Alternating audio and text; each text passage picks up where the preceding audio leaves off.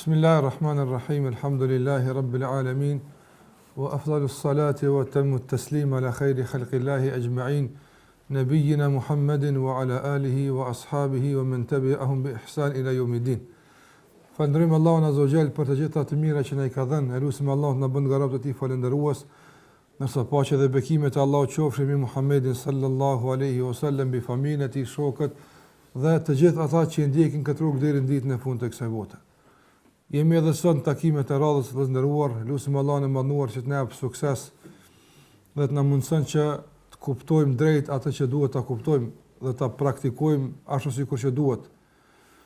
Jemi në takim me emrat e bukur të Allahut azza wa jall dhe në takimin e kaluar kemi mësuar për një emër të bukur të Allahut xhallahu ala, duke u munduar që të përmendim kuptimin e atij emri dhe gjithashtu reflektimin praktik dhe ndikimin e tij në jetën tonë të këtij emri.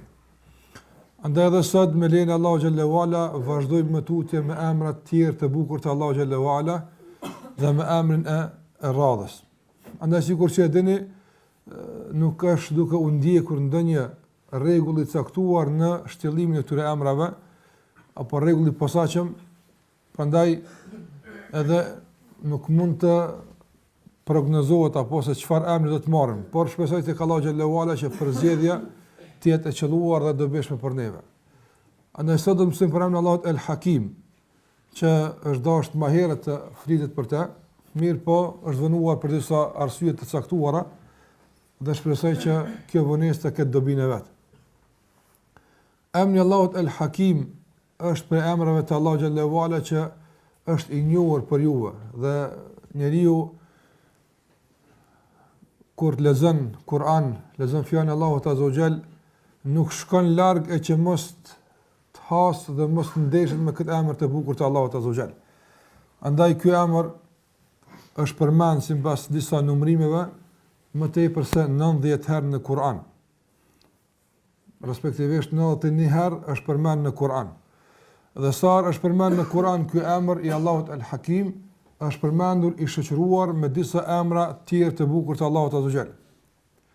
Dhe sikur që tashmë keni të njohur se krahas kuptimit të ndarë të emrit të Allahut azza wa jall, ky emër merr kuptime edhe të shtuara të posaçme kur ai shoqërohet edhe me ndonjë emër tjetër. Nga sa edhe shoqërimi dhe kombinimi i këtij emri me emër tjetër është i rëndësishëm për neve, ashtu sikur që është i rëndësishëm edhe trajtimi ndarës dhe i posaçëm i këtij emri. Andaj shumë shpesh, madje më shpeshti, ka ardhur i shoqëruar me dy emra të bukur të Allahut azza wa jall, me emrin e Allahut El Aziz El Hakim, apo dhe me emrin e Allahut El Alim El Hakim. Aziz dhe El Alim janë dy emra të bukur të Allahut azza wa jall që më shumti është shoqëruar me to emri i tij El Hakim. Mirë po, ky emër është shoqëruar padyshim edhe me emrat e tjerë të Allahut subhanahu wa taala, sikur se do ta marrim në fund të kësaj legjërate, sikur se është El Hakimul Khabir e kështu me radhë.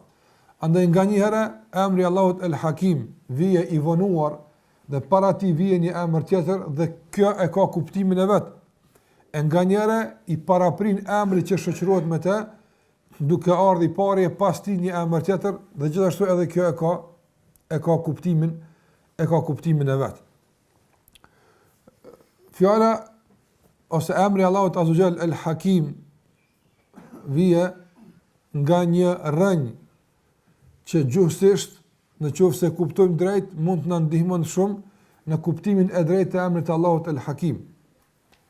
Andaj vije nga një rënjë prej 3 shkronjave ha, kaf dhe mim.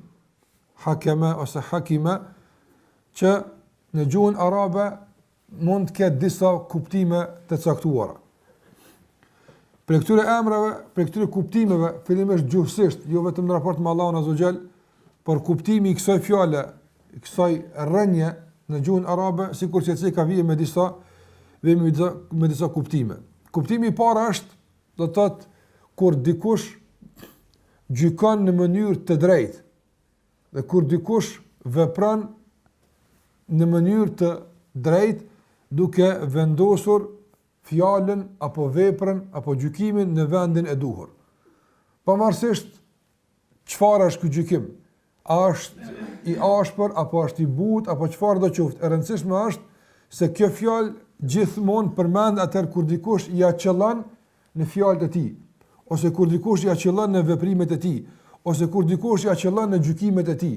Zakonisht përdoret me këtë lloj rënje të kësaj fjale.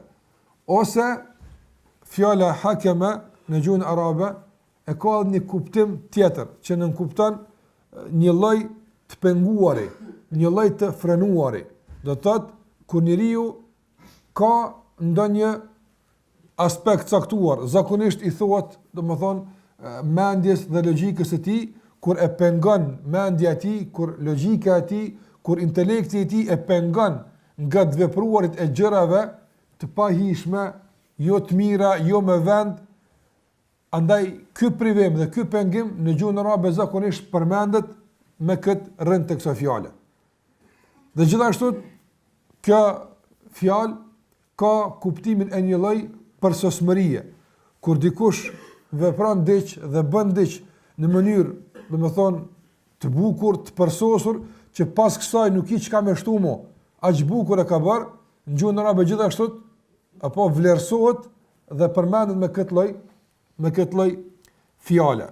Andaj patëm disa prej kuptimeve të caktuara, të cilat padyshim se nuk shkojnë larg edhe kur bie fjala për kuptimin e drejtë të emrit të Allahut Azza wa Jall El Hakim. Andaj ishte gjykimi i drejtë apo gjithashtu një lloj përmbajtje nga të vepruarit e veprave të pahishme dhe nga të thënurit e fjalëve të pahishme, dhe gjithashtu kishte të bënte edhe me kryerjen e punëve në mënyrë të përsosur dhe të përkryer. Këto janë kuptimet kryesore që rreth tyre sillet fjala, që nga ajo buron edhe emri i Allahut Azza wa Jall El Hakim.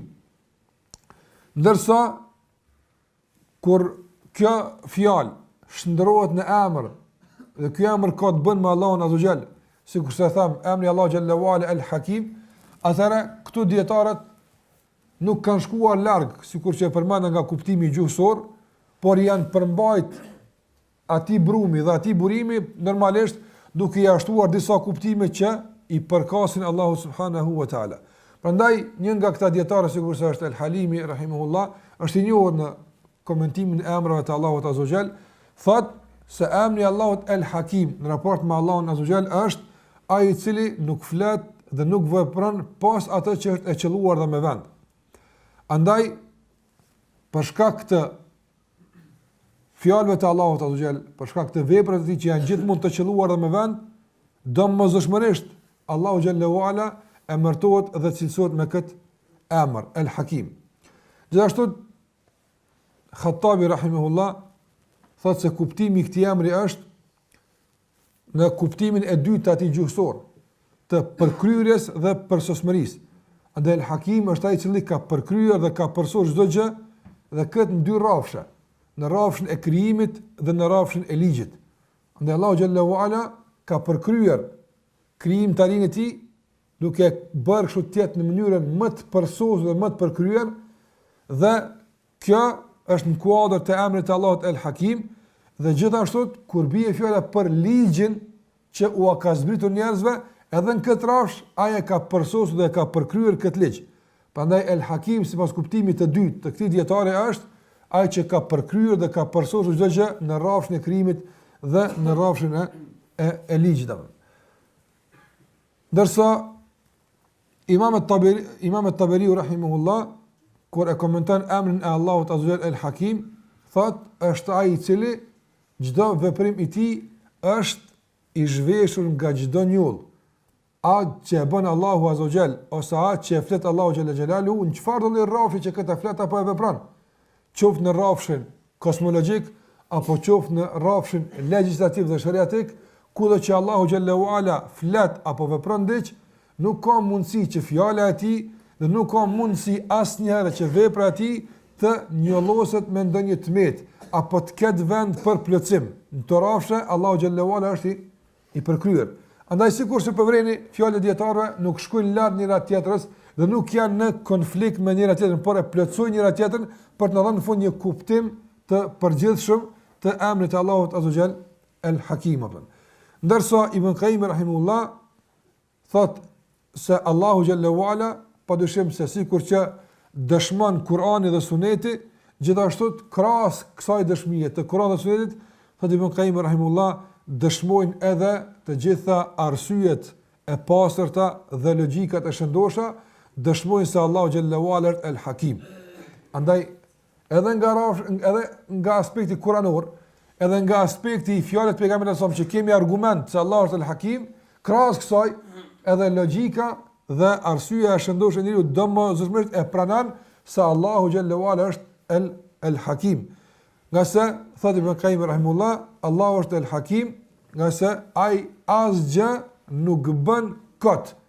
Andaj këtu Ibn Qayyim rahimullah na e jep edhe një kuptim të shtuar të emrit Allahu el-Hakim. Krahas asaj që Allahu xhallahu ala bën çdo gjë me vend dhe bën çdo gjë të përkryer, apo krahas kësaj edhe të gjitha veprimet e Allahu xhallahu ala janë të shoqëruara me qëllim të caktuar, nuk janë pa vend, në kuptim pa qëllim. Prandaj Allahu xhallahu ala nuk bën asgjë së koti, nuk bën asgjë sa për të demonstruar diç, nuk bën asgjë sa për të imponuar diç, por të gjitha veprimet e Allahu xhallahu ala, të gjitha fjalët e Allahut subhanahu wa taala kanë urtësi.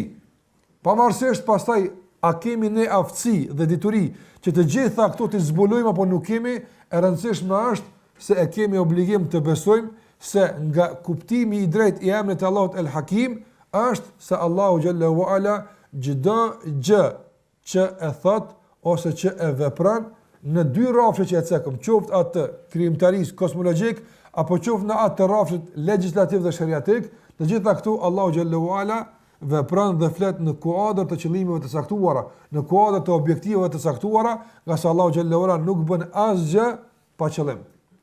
Prandaj thot Ibn Qayyim rahimullah, la yaf'alu shay'an abathan, nuk bën asgjë së koti, vetë pa qëllim, dhe gjithashtu thot Ibn Qayyim rahimullah, wala li ghayri ma'na wa maslaha, edhe nuk bën asgjë Allahu xhallahu ala pa ndonjë kuptim dhe interes, pa dobi.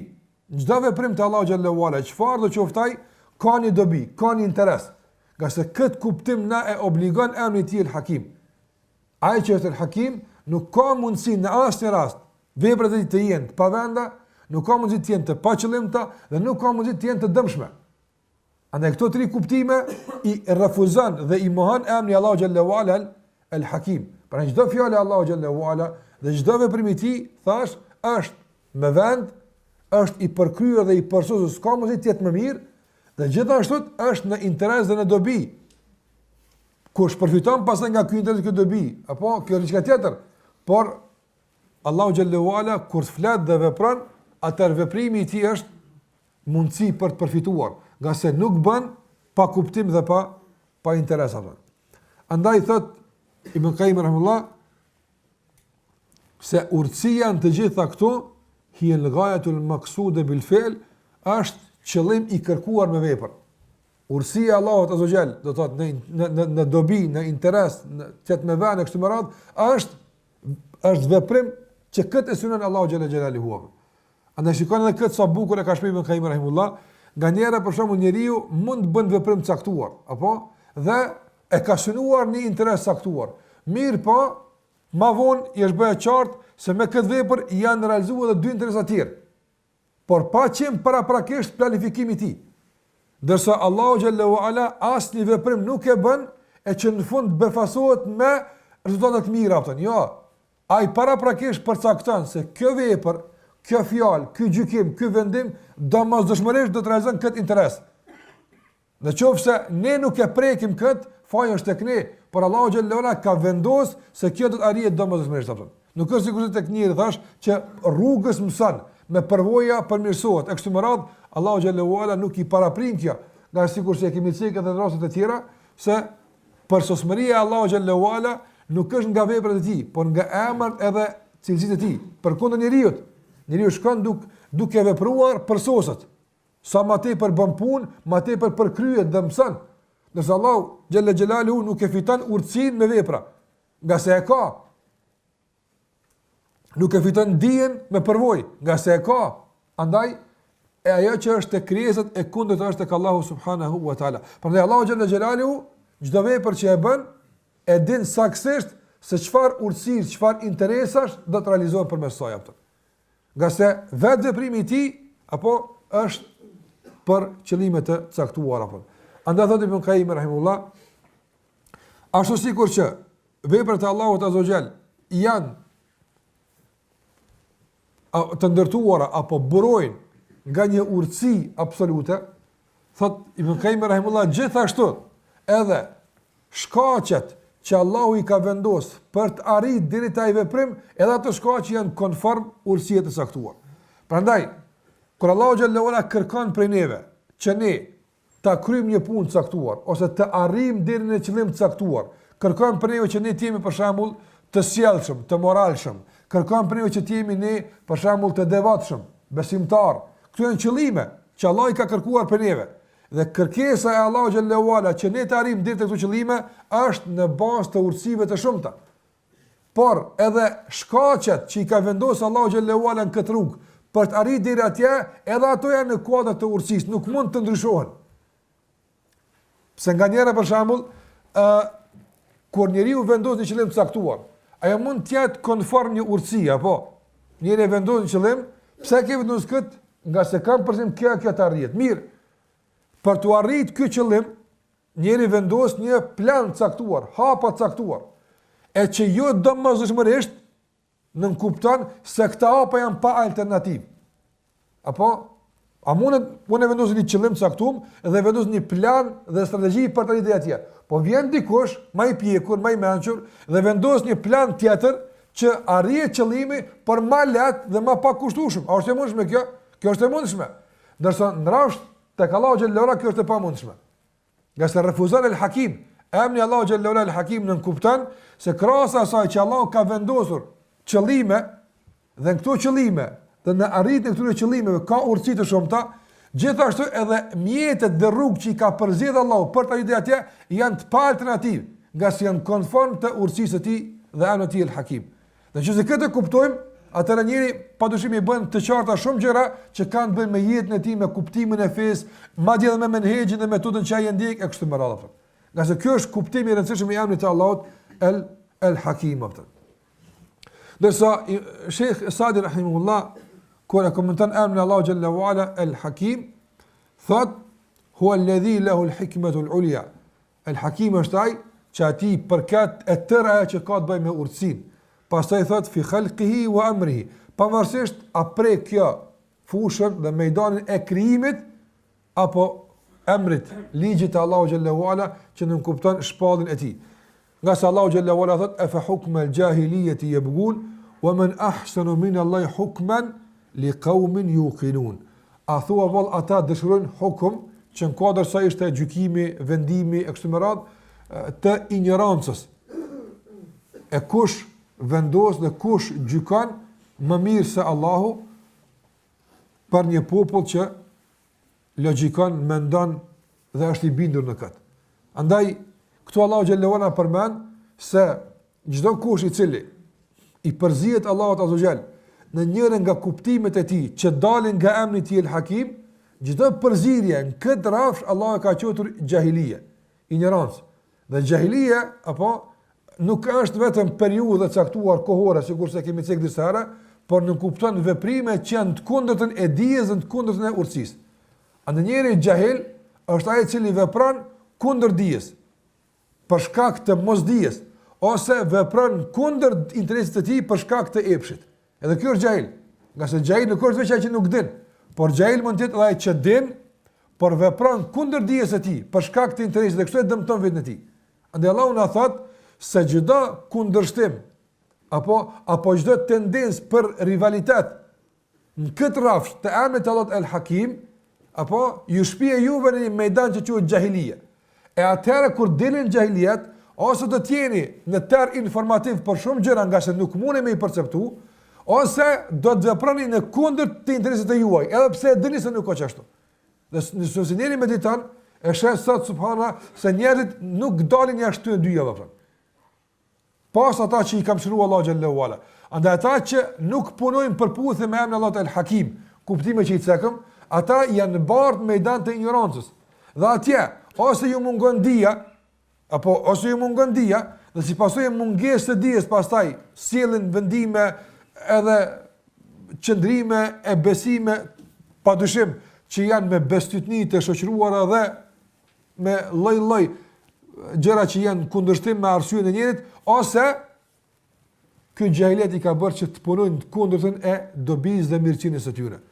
Dhe kjo edhe është ajo që na ka urdhëruar Allahu xhallahu ala ta kërkojmë Allahun që të na marrë gjithmonë në kuadrat e emrit El Hakim, apo kur ne i themi ihdina siratal mustaqim. Nga se siratal alladhina an'amta alehim, këta janë ata që kanë përfituar nga emri Allahut El Hakim. Apo nëse ghayril maghdubi alehim waladdallin, jo në rrugën aty që ti je i hidhur me ta. Kush janë këta? Këta janë çifutët. Apo që të kanë pas dije, nuk u ka mungu dije, kanë pas pejgamber, por për interesat të shkurtë të kësaj bote dhe epsheve të tyre kanë punuar në kundërshtim me këtë dije, apo dhe e kanë dëmtuar veten dëmtim që askush nuk e ka dëmtuar si ata. Apo që të jenë popull që i shoqëron mallkimi i Allahut deri në Kıyamet. Nëse i ka mallku pejgambert të Allahut i kanë mallku, dhe i ka mallku Allahu xhallahu ala. Andaj a ka mundsi njëri me dëmtu vetën e tij më tepër se të përjashtohet nga rahmeti i Allahut azza xhall? Këtu i ka sjell ajo që ka ndal nga ai, ka ndashur të jenë rival të Allahut në emrin e tij El Hakim. Ai ka gjykuar kështu dhe ai ka përcaktuar të shkaqe për to. Apo ka ndashur me i zaventsuar edhe qëllimet edhe mjetet, duke menduar se ata kanë një lloj urtësie dhe ata kanë edhe mençuri dhe aftësie. Andaj konkurrenca në këtë rrafsh i ka bërë që të jenë nga ata që Allah është hidhruar me ta dhe ka derë me ta mallkimin e tij. Ose vola dalin, as grupi i dytë nuk ka shpëtuar më mirë. Nga se nëse këta janë që Allah është hidhruar me ta grupi i parë dhe ka derë me ta mallkimin e tij, grupin e dytë Allah ka cilësuar si çka?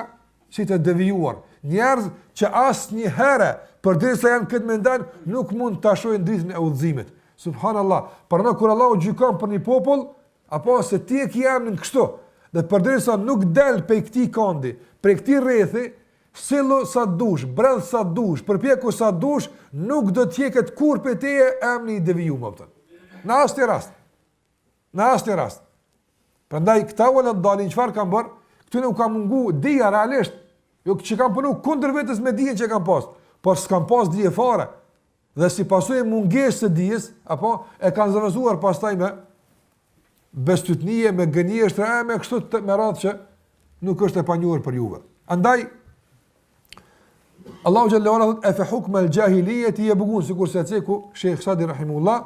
Prandaj Allahu xhallahu ala sikurse edhe e përmendin në ajetin Maide në ajetin 50, e quan çdo hukum tjetër e që prej hukum del edhe El Hakim, çdo përpjekje për qenë rivali i Allahut në këtë rrafsh, apo e shpije njërin në rrafshin e ignorancës, e pastaj kur bie në këtë rrafsh, ose do të jetë në tërë informativ pa informata fare, ose do të jetë nga ata që punojnë dhe veprojnë në dëm të vetvetes së tyre, në dëm edhe në këtë botë edhe në botën tjetër. Andaj vazhdon Saadi rahimahullah duke thënë: "Fala yakhluqu shay'an abathan", asnjëherë Allah nuk kryen asgjë së koti, wala yashra'u suda, edhe nuk ndodh që Allahu xhallahu ala të sjellë ndonjë ligj së koti pa qëllim, dhe gjithashtu edhe ai është që i takon atij gjykimi në dunjë dhe ahiret. Andaj thot Imam Saadi rahimahullah, këto janë 3 gjykime që nuk ka mundësi askush ta shoqëron Allahu xhallahu ala në to. Çfarë nën kupton kjo? Saadi rahimullah po na jap një kuptim tash, ndoshta jo larg asoj që se ka më herët, mirë po një kuptim ndoshta më të organizuar ose më të renditur. Çfarë nën kupton?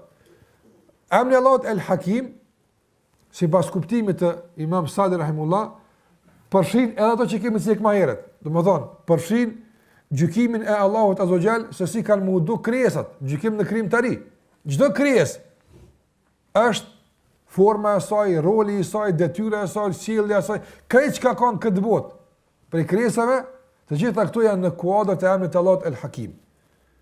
Dhe këtu ka mundsi dikush të përzihet Allahu xhallahu ala askush.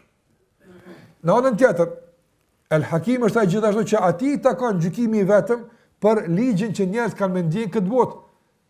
Ai është El Hakim që në bazë të këtij emri, me kuptimet e mëhershme, përcakton çka është e mirë dhe çka është e keqe. Dhe këtu nuk guxon askush të jetë rivali i Allahut azza xal. Dhe kuptimi i tretë i shtuar që asik Sadi rahimullah është se sikur që i takon atij vendimin e krijimtari dhe sikur që i takon atij vendimin dhe gjykimin në ligjvënie, Allahu xhallahu ala gjithashtu i takon që ai të vendos për rrafshën e tretë, që përfshin gjykimet në rrafshën e shpërblimit.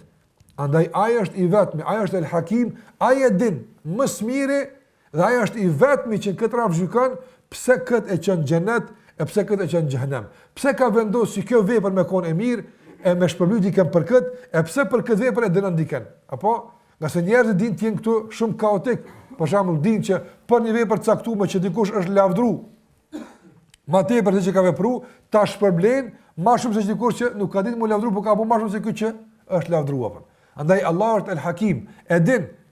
Nga njerë na, për shembull, çuditemi e qysh për shembull që në dhimbjet e Abu Talibi, pse është në xhenem apo. Sa i ka ndihmu pejgamberit alayhis salam, e sa ka qenë ofertie, si ka ndihmu. Qysh interesant ai për një shahadet shkoi poshtë njëri apo, jo s'ka shku poshtë për një shahadet. Po el Hakim është ai që ka vendosur këtu me kon këto apo. Që ta merr këtë gjykim. Ai e din pse ka marrë kët. Ai e din pse djali i Nuhit s'ka hyrë në anije apo. Se s'ka qenë vështirë për Allah xhallahu ala, qysh ja ka hip bit e tjerë në anije Nuhit alsam, edhe një me hip se shkon kur gjë apo. Mirë po, El Hakim e ka përjashtu këtë, e tjerë i ka bërë pjesë të kësaj barke. El Hakim ka bërë që baba i Ibrahimit alayhis salam, ai njeriu, baba i atij që pas tij kanë ardhur këtë pejgamber. Dhe krejt botës dënimin në Qiyame, Ibrahimi ja u ka mësuar tauhidin, ndërsa ai që më pas ka përfituar nga kjo është baba i tij që e ka rritur apo. Apo na këtë logjikisht ne kuptojmë, na edhe babën e Ibrahimit do të qenë në xhenet. Mirë po El Hakim thotë jo s'bën. Nga sa ti takon këtu me gjikuapën. Andaj El Hakim vendos për prindët e Muhamedit sallallahu alaihi wasallam, nga se kjo është mejdan që Allahu xhallahu ala nuk ka shok në te. Kjo është kuptimi i shtuar që e thot Sadi rahimahullah, domthon në kuadër të serimit të kuptimit të emrit të Allahu xhallahu ala El Hakim. Andaj gjitha këto serime të ndëruar që i kanë bërë dietar për emrin Allah El Hakim, sikur të thash nuk janë në kundërshtim me njëra tjetrën, as nuk janë në mos pajtim me njëra tjetrën, por nëse i përmbledhim dhe i renditim do të shohim se të gjitha ato janë në plotësim të njëra tjetrës dhe çdo dietar i është qasur kuptimit të këtij emri nga këndi i caktuar dhe ja ka dhënë një kuptim të shtuar, të plotësuar për neve të emrit të Allahu xhallahu ala El Hakim. Nëse këtë e kuptojmë drejt, atëherë mundemi lirshëm që të bartim tek pika e dytë që ka të bëjë me reflektimet e kësaj urtësie në jetën e përditshme. Si shfaqet urtësia e Allahut? Ka sa është El Hakim, na po e kufizojmë kuptimin ose përkthimin e këtij emri me i urti, kështu të gjeni edhe për përkthime, me po sikur që e pa më herë nuk është vetë i urti. Kuptimi është që na e kuptojmë ngushtë, po Allah xhallahu ala është ai që është më tepër se kaq kur bie fjala për emrin Allah xhallahu ala El Hakim. Se përket gjurmëve apo reflektimit të urtësisë së Allahut azza xal në jetën tonë të përditshme, atëherë normalisht në bazë të kuptimit të këtij emri edhe ndan këto reflektime. Ibn Qayyim rahimullah në librin e tij Nunije, që e ka të shkruar në formë të poezisë për akidin e Ehli Sunnetit, kur flet për emrin Allahut El Hakim në kuadër të kësaj e ndan ndikimin e këtij emri në dy rrafshe kryesore. E para, thot Ibn Qayyim rahimullah, se kuptimi i parë ose që ka të bëjë me ndikimin dhe reflektimin është ajo që ka të bëjë me gjykimin. Dhe ky gjykim, sikur se përmendi Sadi, ishte në tri rrafshe kryesore, apo në rrafshën e krijimit, në rrafshën e shariatit edhe në rrafshën e gjykimit. Andaj Allahu xhalla xhelalu thot kur flet për shembull, sikur se e bini sot dietar shembull konkret, kur flet për çështën e Ashabul Kahfit, apo për qëndrimin e tyre, për kozgjatën e qëndrimit të tyre, për numrin e tyre e kështu me radhë, kur përshkruan Allahu xhallahu ala për pikën e njerëzve që t'ia qellojnë, apo kanë thonë 3, 4 qenie, 5, kjo është hamendja e njerit apo. Kështu njëri munduhet me sill me hamendje t'ia qellon ato. Ose për shembull kur sjell Allahu xhallahu ala shembull në Kur'an shikoni shembujt e Allahut çfarë sot mrekullueshëm. Sa janë të shoqëruar me urësi. Nëse njëri kur tenton me sjell shembull, sikurse e përmend Allahu xhallahu ala në surën Yasin, "Wa daraba lana mathalan wa nasiya khalqa." Shikoni njëri apo sa i sjell Allahu të shembull, e qysh ky është për shembull, ky që shembull konkret. Ky është, qysh ky tash ngjallave. Wa nasiya khalqa. Na sjell shembull neve e harron sa i sukon as çështu hiç e kena bëu kështu apo. Ti që ky njëri apo. Ti që ky është njëri apo. Daraba lana mathalan wa nasiya khalqa. Ai bën shembull, ky është, çysh bëhet ky këtë? Po çysh e bëhet ti se kon as është? Andaj edhe kur sjell njëri mundot me mendjen e tij të nxjerr urësi të caktuara larg shpallës së Allahu xhallahu ala, sjell se yaqulu thalathatun rabi'uhum kalbuhum, trajën kon po katër kon qeni, ai tjetër jo që kon katër, që kon 3-4 kon, i pesë kon qeni, kështu më radh Allah gjitha kësaj thot rajmen bil ghaib, apo rajmen bil ghaib, rajm është diçka është e panjohur, nuk e din ku është qëllimi. Vetë gjuhë që thotë ndoshta ja qëllon dikun. Kot vetëm me hudh njëra apo. S'ka ndonjë qëllim të caktuar. Nuk ka ndonjë orientim pse që to nuk është zdi, ma murmani apo. Që këto njerëz mundon me aqëllua asaj që është jashtë mundësive për ta perceptuar. Andaj Allah kulillahu a'lamu bima labithu. Allah është ai më i dishmi, ai din më së miri apo për çështjen që ka të bëjë me qëndrimin e tyre nga se lehu ghaibu samawati wal ard, që nuk e din të mshaftën dhe urtësinë e qëndrimit të ashabul kahfi në shpellë, ndërsa Allahu xhallahu ala din të fshehtat e qiellit dhe tokës. Absir bihi wa asmi', absir bihi wa asmi', kjo është në formën e çuditës së madhe. Qase arabët kanë njëri kur më çuditë më të madhe thonë absir. Në kuptim sa mirë po sheh. Në kuptim mahnitse, absir bihi wa asmi'. Domthon mahnetu ti dhe çuditu ti se sa bukur dhe sa mirë dhe sa shumë sheh Allahu xhallahu ala dhe ndëgjon atë. Absir bihi wa asmi' ma lahum min duni min waliyin wala yushriku fi hukmihi ahada. Andaj Allah thot në Kur'an pasoj ma lahum bihi ma lahum min duni min wali. Ata nuk kanë ndonjë mik tjetër pas Allahut, edhe nuk e shoqëron atë në hukmin e tij, në vendimin e tij, në gjykimin e tij askush pas Allahut subhanahu wa taala. Në qoftë se do na më marr këto trija me i shtjellu për të pa urësinë e Allahut azza xal. Ta marrim të parë vëllezër nderuar atë. Atë që Allahu xhallahu ka krijuar. Shikoj subhanallahu, edhe kjo është sikurse kemi përmendur disa raste që njëri duhet me të vërtetë të ndihmohet edhe me argumente Allahut kosmologjike për ta kultivuar dhe për ta ushqyer edhe imanin e tij. Qase kjo është një tërsi, një burim e ka. Apo kosmosi, natyra përpara është libri i Allahut i hapur, që çdo kush duhet lexon të. E pastaj ai libër e shpihet tek libri i Allahut i mbyllur, Kur'ani. Që aty pastaj e kupton se çka po kërkon ky që e ka bëu kështu këtë kosmos atë. Dhe kjo ka lidhje me vetë, nuk është kjo e shkputur, as nuk është kjo e ndar. Prandaj nganjëherë disa dëshirojnë me kuptu urtësinë e Allahut në krijesa, kuptim të përsosmërisë dhe përkryrjes vetëm nga këndi i bukurisë. Sigurisht kemi thënë tek emri Allahu xhallahu ala al-Bari dhe al-Musawwir. Andaj jo gjithmonë mundesh me kuptu përsosmërinë e krijimit në qoftë se shikon vetëm aspektin e jashtëm. Nga se jo të gjitha krijesat për shembull janë të fuqishme, janë stabile, janë ndoshta të bukura në pamjen e jashtme. Dhe kjo pastaj të pengon që ta kuptosh këtë përsosmëri apo. Mi po nëse sikur se thot Khatabi rahimullah, e bardh këtë mejdan tjetër dhe shikon me sy tjerë, me çfarë sy? Shikon atë që Allah e ka kriju në bazë të udhëheqjes, në bazë të organizimit, në bazë të plotësimit të njerëzis këtu shfaqet dhe më tepër si Allahu azza wa jalla. Për shembull, dhe Allahu të takon shembullin më i lartë për nga jeta e përditshme. Në qoftë se ti e rregullon një mur, apo dhe ka tulla të cilat janë me të vërtetë të pathyera komplet të rregulluara. Apo mirë po, për ta ndërtuar këtë mur deri në fund, ndoshta nuk do të kesh mundësi që të gjitha tullat që i vendos të jenë të kompletuara. Duhet ndonjë tull me e thy për gjysmë, apo ndonjë me nda qerekun e saj, e cila kur kthehet, ndoshta pa me sa i prishet, Mi po kur të vendoset në kuadrat të rëndësishme të murit, e plotson dhe zbukuron atë. Gjithashtu edhe mjetet që ti i merr për shembull.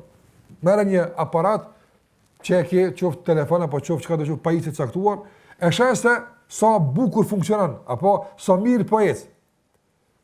Dhe kjo nuk është vetëm kjo që po e sheh ti, por është tërësi pjesëve të cilat nëse ndahen nuk kanë kuptim të caktuar apo. Pra nuk duhet shiku si pjesë ndame apo kjo vet, por duhet bashku si një lloj mozaik për të pa urtësinë e Allahut azza xhala. Andaj shiko urtësinë e Allahut xhallahu ala si disa krijesa i ka bën më adopta, e disa krijesa i ka bën më të fuqishme, dhe kjo në kuadër të urtësisë së madhe të Allahut xhallahu ala. Si disa krijesa i ka bërë që të fluturojnë, e disa krijesa i ka bërë të zvarriten, e disa ka bërë që të notojnë e kështu me radhë, të gjitha këto e kanë një mesazh të caktuar. Apo e kanë një mesazh të caktuar, që nëse ky mozaik plotësohet, ne vallai një mesazh për mrekulli apo. Sigurisht është çështja e krijimit të njeriu. Allahu xhallahu ala Ademin alayhis salam ka kriju prej dheu. Hawan e ka nxjerr nga brini i Ademit alayhis salam. Pastaj njerëzit janë kriju nga baba dhe nga nona. Apo mirë po, kamet edhe një pa u plotësuar apo. Qysh kriju, na kena pa qysh kriju dikush pa babë pa nonë. E kena pa dikon pa nonë qysh krijohet. Hava pa nonë kriju. O kriju nga Ademi alayhis salam. Po alas kena pa dikush pa babë qysh krijohet apo. Apo e ka kriju Isa alayhis salam. Andaj kjo t'jep e kuptu se Allahu xhallahu ala krijon çish don atë. Edhe kur të shoh krijesat që janë jashtë, është se Allahu xhallahu ala ka bërë disa krijesa, nuk kanë mundësi të jetojnë jashtë ujit. Tjera me bëjë fut në ujë ngordhen, ose njeriu vdes apo. Dhe kjo është konform një urtësie të Allahu xhallahu ala që të gjithë i ka bërë të mvarrën. Të gjithë i ka bërë Allahu xhallahu të mvarrën në mjedis dhe rreth caktuar. I vetmi që nuk mvarret nga oksigjeni, as nga uji, as nga ambienti është Allahu xhallahu ala. Prandaj ai që mvarret nga rrethona të caktuara e jetës, a meriton ai të adhurohet apo ai që nuk mvarret? Pra gjitha këto këtë llojshmëri në mënyrë të jetesës, në mënyrë të së ushqyerit, në fuqi dhe në dobësi, gjitha këto thash bëjmë pjesë në atë që Allahu ka gjykuar që kështu të jetë. Dhe ky gjykim që i ka ndarë rolet e krijesave të tij është në kulmin e urtësisë dhe kulmin e përgjithshmërisë. Edhe pse ndoshta konstrukti i tyre jashtë fizik nuk e jep një përshtypje till në pamjen e parë. Për shembull, nëse është bretkocën, dallon bukuria e saj shumë prej bukurisë së ndonjë kafshë tjetër në shpendit bukur, apo e thosh këtu pas ka pas më shumë urtësi, këtu më pak urtësi. Jo.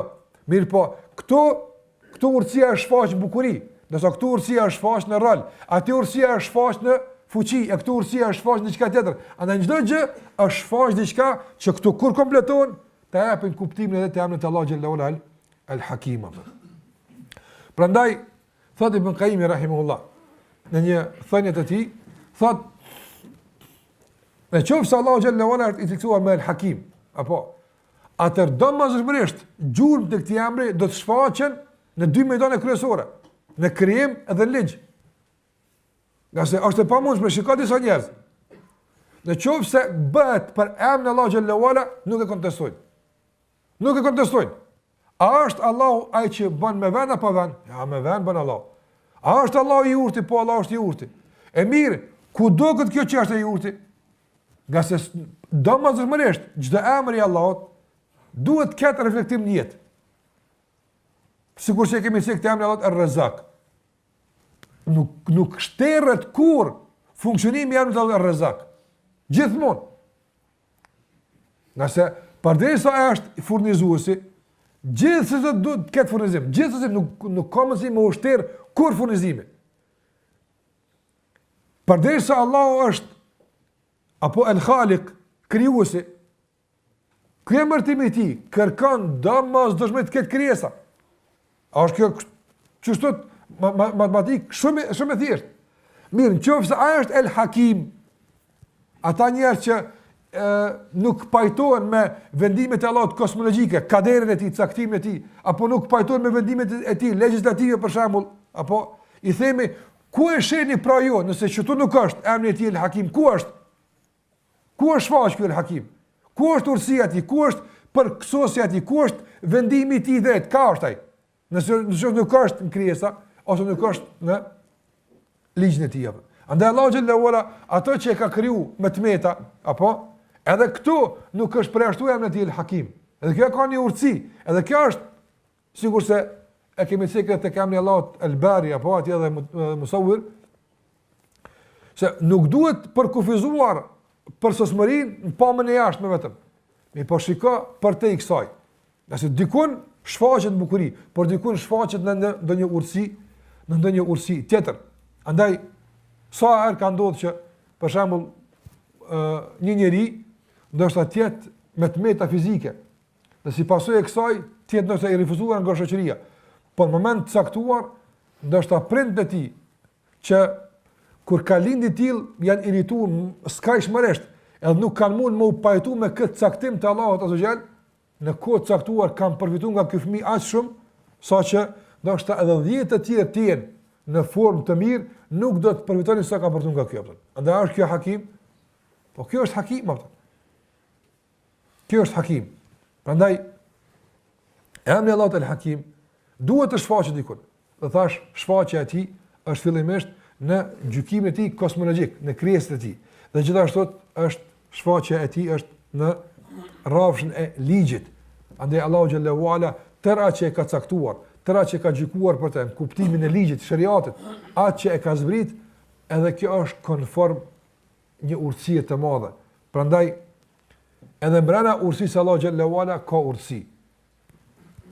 Ka urtësi pse Tevrati Musaut alayhis salam, e pse Injili Isaut, e pse Kurani Muhammedi sallallahu alaihi wasallam. Edhe këtu ka urtësi, apo edhe këtu ka urtësi. Nga se për shembull ti ke zbrit Kurani Musaut alayhis salam, ndërsa Kurani është me karakter të përhershëm që nuk e kufizon koha dhe vendi. Para më me zbrit Kurani pejgamberit që karakteri i misionit i është i përkohshëm koha dhe në vend ato. A përputhen? Nuk përputhen. Nuk ka përputhje. Andaj një pejgamber që do të i kalon dimensionet kohore dhe vendore, i përshtatet në libër që është i këtij dimensioni ato. Andaj këtu është urtësia e Allahut xhallahu ala. Pastaj edhe vendime që Allahu xhallahu ala i ka nxjerr në Kur'an, në shpallën e tij, në urnat e tij, në ndalesat e tij, të gjitha këto janë të shoqëruara me urtësi. Shpesh njerëzit vesin për shembull, e çka është urtësia për kësaj? E çka është urtësia për kësaj? Shikoni sa bukur këtë e ka definuar Ibn Qayyim rahimullah duke thënë. Thotë Ibn Qayyim rahimullah. Në kuptim të asaj, ndoshta jo citati drejt për drejt, por në kuptim të asaj që e përmend se Allahu xhalla xjalaluhu në atë që e ka zbrit, na ka mundësu që përmes saj ta njohim atë dhe ta adhurojmë atë. Thotë mjafton kjo urtësia. Asnjë urtësi mas kësaj që nuk e dim, kjo mjafton atë. Për shembull, na nuk e dim për shembull se këtë vepër të caktuar, a e don Allahu xhallahu ala apo nuk e don? Kjo vepër e caktuar, a na shpihet të adhurimi Allahut apo nuk na shpihet? Na nuk e dim këtë. Ka ardhur Kurani dhe Muhamedi sallallahu alaihi wasallam për të legjitimuar fjalët e caktuara, veprat e caktuara për gjën adhurime. Dhe na e kena kuptuar se pse kjo është obligim, nga se urtësia e kësaj është se Allahu e don. Vetëm te kjo më ndal, për neve është e mjaftueshme. Vetëm se përmes, për shembull, ndonjë veprimi të caktuar e njohim Allahun më mirë, mjafton kjo urtësi, hiç pa shku më tepër. Se njerëzit kanë nevojë, kanë qenë urtësi që kanë bënë me ta. Apo për shembull, ka më shumë ka dëshirë njëri me i njoft aspektet shëndetësore të agjerimit, se sa aspektet që me to hin xhenet. Kjo është nga xheli i tij atë. Kjo është nga xheli i tij. Andaj Allahu xhallahu ala rrallë herë na ka përmend në Kur'an, edhe pejgamberi në hadith, rrallë herë kur bie fjala për urtësitë e adhurimeve, rrallë herë ka përmend aspekte që na i kërkojmë. Shëndetësore, materiale, ekstremale të kësaj bote. Rrallë herë ka kësi përfitime. Mirë po, kur flet Allahu xhallahu ala për një obligim ose na ndalon nga ndonjë ndalesë, a ka mundësi që kjo mësit e shoqëruar me dy gjëra, e para, mundësi për të adhuruar Allahun xhallahu ala dhe e dyta, mundësi për fituar shpërblimin, nuk ka mundësi. Andaj që kjo është urtësia që ju duhet me kërku. Dhe nëse këtë arrin, nëse unë e kuptoj se kjo vepër më çon xhenet, e zbulova këtë urtësinë që më vjen. Çka ka për tek kësaj, tek unë është luks. Në qoftë se e zbulojmë, alhamdulillah, mirë, shtohet bindja. Po nuk duhet edhe me insistu për të kësaj, nga se nganjëherë të insistuar në zbulimin e urtësive materiale e zbejnë këtë esencialin që është. Pastaj adhurimi nuk bëhet më për ta kënaqur Allahun dhe për shkuën në xhenet, por më tepër për bëhet si një lloj rekreacioni apo një lloj sporti kështu me radhë që më tepër rrim shëndetin e jemi më aktive, jemi kështu me radhë. Andaj duhet me pas kujdes, domthonë edhe në këtë aspekt që mos zbehet ajo asnjë që Allah e ka kërkuar për neve. Ka Allahu xhallahu ala ka pas mundsi një gjuz në Kur'an komplet. Një gjuz në Kur'an më na përmend se sa harë na jashojmë namazin. Ka mundsi nga sa edhe në kuptimin shëndetësore, materiale, shoqërore, ku e diun çfarë të tjera, apo aspekte ndryshme ka mundsi me përmend. Pasi ka përmend ato. Po ka përmend inna salata tanha anil fahsha'i wal munkar. Këtë aspekt e ka përmend. Se namazi ju largon prej punëve të këqija dhe të ndaluara. Kjo është urtësia e mjaftueshme kuptuesi. Pse më fal? Pse nuk bosh i mirë ndyshe pa namaz. Apo don çapo të urtësi më shumë kur gjë. Çi kjo po vjen mua. Por pastaj që këtë ngarkojmë, s'po them mos me përdor nganjëre. Na duhet të pse jo? Do bit shëndetësore të abdesit, do bit e namazit pozita ku e diunë kjo është e mirë për boshtin kurrizore, kjo është e mirë për gjunjtë, kjo sprish punë. Po jo mos të ngarku, apo gase pe zbe qëllimin e namazit, ose namazi është bërë sikur me kon në trajtim special në spital, apo. Jo na qëllimi i namazit është me kënaqë Allahun xhallahu ala. Qëllimi i namazit është me largun nga punë të këqija. Dhe kjo është urtësia. Andaj njohja e kësaj gjithashtu na mundson që të përfitojmë apo reflektojmë gjithashtu emrin Allah xhallahu ala el-Hakim. Emrin Allah xhallahu ala el-Hakim. Pra sa më tepër ne i njohim këto aspekte të ligjit të Allahu xhallahu ala, aq më tepër tash, domthon, jemi në kontakt dhe jemi në fërkim me emrin e tij el-Hakim, edhe urtësitë e shariatit në aq të shumta, që nuk ka mundësi të numërohen në shumë aspekte, qoftë në rrafshin e besimit, qoftë në rrafshin e adhurimeve praktike, qoftë në rrafshin e moralit e kështu me radhë, të gjitha këto kanë të bëjnë me emrin Allah xhallahu ala el-Hakim. Dhe gjithashtu edhe në rrafshin e tretë ku reflektohet urtësia Allah xhallahu ala dhe ajo që ka të bëjë me emrin e tij el-Hakim është në rrafshin e tretë që ka përmendur edhe Sheikh Sadi rahimullah, që ka të bëjë me shpërblimet dhe me dënimet. Ka së edhe në këtë rrafsh Kurajsht e Mekës, sikur është shumë njerëz, apo nuk e kanë pas që të qartë këtë aspekt të urtësisë Allahut azza xhala. Andaj për shembull ka thonë për Muhamedit sallallahu alaihi wasallam, ku e gjet Allahu këtë mi azbit Kur'an të kon nga këtu. Kjo është më i pushtetshëm, as më i bukur, as më i pasuni, apo e Allahu kon el-Hakim. Apo edhe në këtë ai përzit kon është problem me risale. Pastaj kon haj çka këto preparojmë që ky Kurajsh do të qysh preparojmë ky pejgamber, ama ku e gjet Bilalin me kon kjo mirë, ish bua Abu Xhali musliman, jo Bilali, i zi. Çfarë fe është kjo që ky zozak pin çurat i pranon që ky njeri intelektual këtu se pranon. Apo se kuptoj, kjo është Allahu thot eleysa Allahu bi a'lama bish-shakirin. Allahu xhallahu ala është ai që më së miri e din kush është mirënjohës dhe begatit të tij. Këti më jap ky se dim vlerën apo. Se ata se jap. Ne se kuptojmë kët. Na mendojmë që këti më jap është më mirë, nuk ka mirë ti më on. Ama na nuk e dim. Allahu e din se kujt ja jap kët fe jap. Ai e din ku kanë me shpërblim me kët din, e kanë me dënuar me kët din. Allahu e din, na nuk e dim. Si nga njëre, për shembull, para mëna sikur se njëri me kon, se njëri është i kufizuar shumë për zgjedhja. Na nuk kena shumë alternativa, kena 2 a 3. Edhe krejt urtësinë e sillim në këto 2-3 alternativa. Për shembull,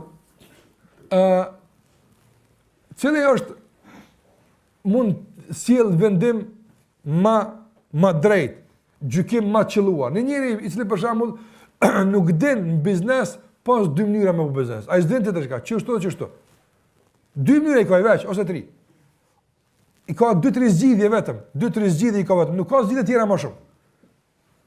Njëri kur ka 2-3 zgjidhje, mund të let me gabuar ato. Nga sa ato mund të jenë të përgjithshme, ngjashme me zveti, nuk din cila është ose ai njeri që i ka me mira zgjidhje para vetave. Zgjidh çka don ato. Allahu xhalla xhelaluhu ka me mira zgjidhje ato. Apo te krijesat e tij. ai e din më së miri apo çka zgjedh për robën e tij dhe çka jep atij. Nëse na të kufizuar në zgjidhjen tonë, na mendojmë që kjo duhet më dhon. Nëse na s'kena opsione të tjera, na s'kena zgjidhje të tjera. Prandaj Allahu xhallahu ala edhe e shohim emrin e tij të bukur El Hakim edhe në përzgjedhjen e udhëzimit. Si e ka përzgjedh ata atje ose si na ka përzgjedh neve këtu me mësu për Allahu xhallahu ala, e më njoft Allahu xhallahu ala, e më njeh rrugën e Muhamedit sallallahu alaihi wasallam, apo edhe pse nuk jemi në kuptim të afërsisë së preardhjes edhe fisit edhe familjes, nuk jemi në asnjë situatë, në asnjë rrethon për afërt me Muhamedit sallallahu alaihi wasallam, as nuk na lidh me të as gjua, as vendi, as koha, as nuk na lidh me të, dhe neve na ka përzgjedhur Allahu xhallahu ala që timi pasues të tij dhe timi të afër me të, nëse ka përjashtuar mundësinë që të jenë prindët e tij kështu me të aftën. Apo kush ka gjykuar kështu që dikush dënohet e dikush shpërblet, ai që është El Hakim. Ai që është El Hakim. Dhe ti e sheh këtë urtësi të Allahu xhallahu ala, pse kështu bën Allahu xhallahu ala. Dikujt Allahu xhallahu ala mundson që merrnu 20 vjet vetëm edhe ja merr shpirtin, apo e çon xhenet me herë. Si ka bu 15 ka nis mu fal, 4-5 u fal, s'ka bu shumë harame, soron fitnë edhe ka marr Allahu xhallahu ala. Dikon e lut 80 gjunohet e gjën xhenet. Kjo është El Hakim.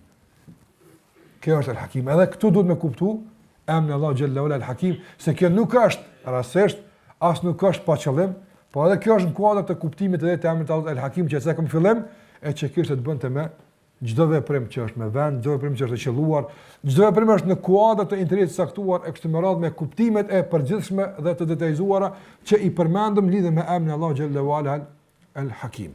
Këto janë disa pika që pa të mundësi me thonë kuadrat të kësaj legjërate për emrin Allahu El Hakim, pse mbet ende për të thënë lidhe me këtë emër, andaj ne këtu po ndërprejmë këtë legjërat për një pushim, pastaj inshallah vazhdojmë në pjesën e dytë lidhe me këtë emër të Allahut azza xal. Allahu xhallahu ala që na mëson atë që na nevojitet dhe gjithashtu na jap fuqi që ta praktikojmë atë që na duhet dhe na bën dobi.